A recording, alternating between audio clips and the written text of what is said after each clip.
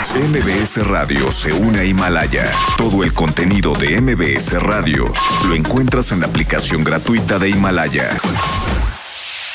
Aprecio al gobernador Enrique Alfaro de Jalisco que me tome esta llamada telefónica. Gobernador, muy buenos días, ¿cómo está? Bien, Luis, gracias por el espacio. Oiga, cuénteme, ¿qué es lo que están planteando en estos momentos sobre el pacto fiscal, retomar el pacto fiscal? Hay una contingencia, una pandemia, la peor en los últimos 100 años, y pues los estados necesitan más recursos que algunos estados podrían generar por sí mismos. Cuéntenos. Bueno, pues hemos estado atendiendo esta crisis sanitaria, Luis, con lo que tenemos disponible en Jalisco. Hemos mantenido una comunicación y una voluntad permanente de diálogo con la Federación, pero la verdad es que el tema de los recursos en medio de toda esta circunstancia que estamos viviendo ha surgido en la medida en que los gobiernos pues estamos quedando solos para enfrentar nuestras circunstancias. Creo que es un momento en el que la relación con la Federación está adquiriendo un momento crítico, está llegando a un momento crítico, y bueno, pues aunque no pareciera el momento para estar hablando de pactos fiscales, todos estamos concentrados en la emergencia sanitaria, pues la verdad es que hoy en medio de este escenario se pone más en evidencia la injusta distribución de los recursos en las entidades federativas y la urgente necesidad de que se convoque a un pacto fiscal para poder revisar, a una convención nacional hacendaria para poder revisar el pacto fiscal que hoy existe en nuestro país. ¿Cómo va este llamado?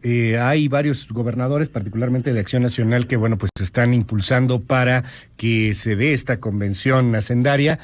¿Cómo va el tema desde Jalisco? ¿Cómo va el tema con los empresarios también? Al parecer, pues estarían impulsando también para hacerlo. Yo creo que la posición que hemos fijado algunos gobernadores ha trascendido la lógica de los partidos. Hemos estado hablando en este mismo sentido, gobernadores del PRI, del PAN, incluso el gobernador de Nuevo León, que es independiente, nosotros que tenemos otro origen partidista. Al final, más que un tema de agenda partidista, yo creo que lo que estamos poniendo en la mesa es que los estados que más producimos, los estados que más empleos generamos, los estados que hacemos que se mueva el país, entendemos nuestra responsabilidad solidaria con los estados digamos que tienen condiciones más desfavorables, pero también pedimos lo mínimo indispensable para poder salir adelante nosotros, si no este país se va a paralizar.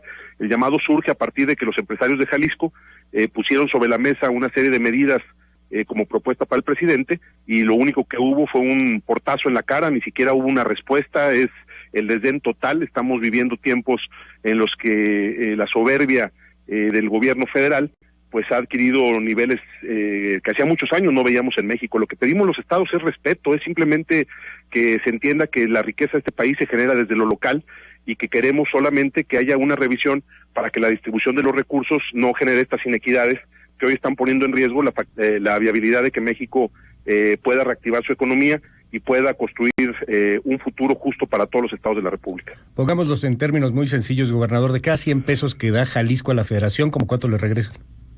Pues sería cuestión de medirlo con, te voy a decir por qué, porque muchas de las contribuciones de las grandes empresas de Jalisco pues no están tributando directamente en nuestro estado. Te pongo dos ejemplos. Las grandes industrias tequileras, teniendo la denominación de origen, no tributan en Guadalajara, tienen sus domicilios fiscales en México. Por ejemplo, el grupo aeroportuario del Pacífico, que tiene el aeropuerto número 3 y número 4 del país, pues tampoco tributa aquí. Es decir, es muy difícil establecer esa medición, pero evidentemente hay un reparto inequitativo, hay una distribución, me parece, profundamente injusta.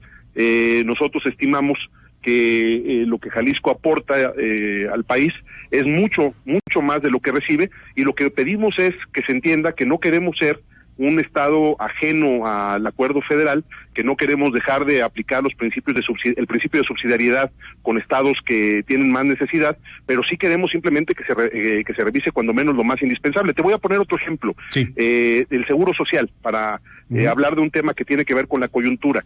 El año pasado, los empresarios de Jalisco y los trabajadores de Jalisco, de lo que aportaron de las cuotas al seguro social, generaron un ingreso para el seguro que dejó un superávit de 100 millones de pesos que quedaron libres después de haber descontado toda la operación del Seguro Social en Jalisco. ¿A dónde se van esos 100 millones? ¿Y por qué nosotros, que tenemos 100 millones de superávit, tendríamos que resignarnos a que nuestros hospitales en el seguro no tengan ni siquiera lo indispensable para trabajar? Es absurdo. Es decir, estamos pidiendo simple y sencillamente que se entienda que los países que están moviendo la economía de este país, necesitan herramientas mínimas indispensables para seguir trabajando. Oiga, dígame algo, también en el marco de los empresarios y de una sensación de abandono por parte del gobierno federal a las pymes, a pues empresas medianas e inclusive algunas relativamente grandes que no necesariamente son como se pinta en el gobierno federal, las grandes y ultra transnacionales, etcétera, pues hay quien ya dice no vamos a pagar impuestos. Empieza un movimiento en Durango, hay un movimiento también en Guerrero, está pues también en Sinaloa algunas cámaras. ¿Qué pasa en Jalisco? Pues en Jalisco aquí el sector privado está unido, Luis, está trabajando en una mesa con el gobierno del estado, mantenemos una comunicación efectiva, basada en la confianza, basada en la reciprocidad. Los empresarios de Jalisco han puesto este tema sobre la mesa, están pidiendo al gobierno de la República escuche el llamado de los empresarios, no para dejar de pagar impuestos, sino para pedir una prórroga que les permita tomar oxígeno y que les permita también mantener las fuentes de trabajo para quienes más lo necesitan. Yo creo que la desesperación surge por el desdén. Vuelvo a lo mismo, si tú planteas una salida, si planteas opciones, si planteas alternativas y lo único que recibes es desatenciones, es una actitud de ignorar las voces que surgen desde lo local, pues lo que va a empezar a suceder es que este país se empezará a fragmentar y yo no descartaría que empiecen a surgir movimientos que verdaderamente llamen a esta lógica de dejar de pagarle impuestos a la federación. Yo creo que eso sería el peor de los escenarios, por eso nosotros lo que decimos es el momento de dejar de actuar con soberbia por parte de la federación, lo que está pasando en todos los rincones del país y poner voluntad para convocar a un gran acuerdo y un nuevo pacto hacendario, un nuevo pacto fiscal que nos permita verdaderamente sentar las bases de lo que pudiera ser una estrategia de reactivación económica de mediano y largo plazo que verdaderamente funcione, porque sabemos que lo que se va a venir va a ser muy duro, y si no somos capaces en este momento, y si el gobierno federal no es capaz de mandar un mensaje en ese sentido, creo que el ambiente se puede poner mucho más denso de lo que de por sí ya está. Enrique Alfaro, gobernador en Jalisco, muchas gracias por la comunicación. Antes de despedirnos y a reserva de poder platicar más adelante, ¿qué pasa con el asunto de las pruebas? Primero se iban a comprar las pruebas, luego no se pudieron entregar, estaban detenidas por Cofepris. Hugo López-Gatell señalaba que no existían ninguna pruebas rápidas, al mismo tiempo que la FDA allá en los Estados Unidos, pues ya había validado mismas pruebas rápidas. ¿Qué está sucediendo? ¿En qué quedó este asunto? Pues en la mentira que alguien va a tener que explicar algún día, Luis. Yo ya no quiero polemizar con el señor López-Gatell.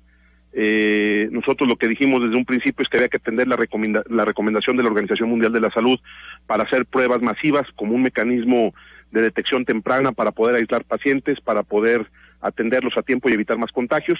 Lo que recibimos del parte del gobierno federal fue un bloqueo desde el inicio, no querían que hubiera pruebas rápidas en México, dijeron que no estaban acreditadas, como tú lo mencionas, luego cayó la primer mentira por su propio peso, y luego nos dijeron que ya se iban a autorizar, que la Cofepris y que el INDRE ya iban a autorizarlas.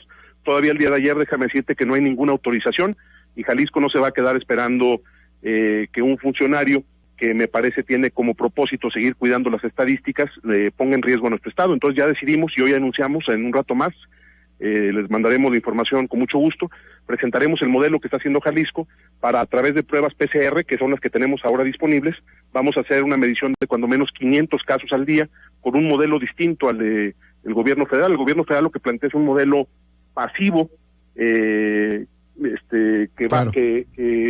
parte de la idea de identificar casos probables a partir de un ejercicio estadístico. Nosotros lo que vamos a hacer es un modelo activo de búsqueda y de seguimiento epidemiológico. Vamos a hacer, como te digo, 500 pruebas al día y vamos a consolidarnos como el estado que más pruebas hace en todo el país, y lo hacemos porque lo que queremos es detectar a tiempo. Aquí no estamos cuidando estadísticas, estamos cuidando vidas. ¿Pero con qué pruebas al final? ¿Quién se las va a probar? Tenemos pruebas PCR, o sea, lo que no dejaron entrar al país son las pruebas rápidas. Y lo que hicimos es un modelo a través de las pruebas PCR para hacer un esquema que nos permita tener resultados en 24 horas. Habilitamos y acreditamos laboratorios específicos, desarrollamos unidades con brigadas y con equipo que nos va a permitir a todos los rincones del estado hacer muestras. Vamos a tener capacidad incluso de tener atención a la gente que vaya en su vehículo, sin necesidad de que se baje del vehículo, podrá ser sometido a una prueba de detección. Vamos a ir, como no lo ha hecho ningún estado del país, a evaluar y hacerle pruebas a todo nuestro personal médico, doctores y enfermeras y personal administrativo que estén en los centros donde estamos atendiendo casos de posibles contagios. Entonces, pues Jalisco va a seguir marcando también una ruta de trabajo específica. Los resultados ahí están, Luis, al final de cuentas, nosotros tenemos que ser evaluados por los resultados. Y Jalisco, que es un estado importante, que tiene 2 de los 5 aeropuertos más grandes de México, que tiene la segunda ciudad del país, que somos el tercer estado con más visitantes extranjeros de México, estamos hoy en el lugar 21 de contagios y 24 de letalidad. Entonces creo que vamos bien y vamos a seguir apretando en los siguientes días. Muchísimas gracias, Enrique Alfaro, gobernador en Jalisco. Muy buenos días. Gracias, hasta luego.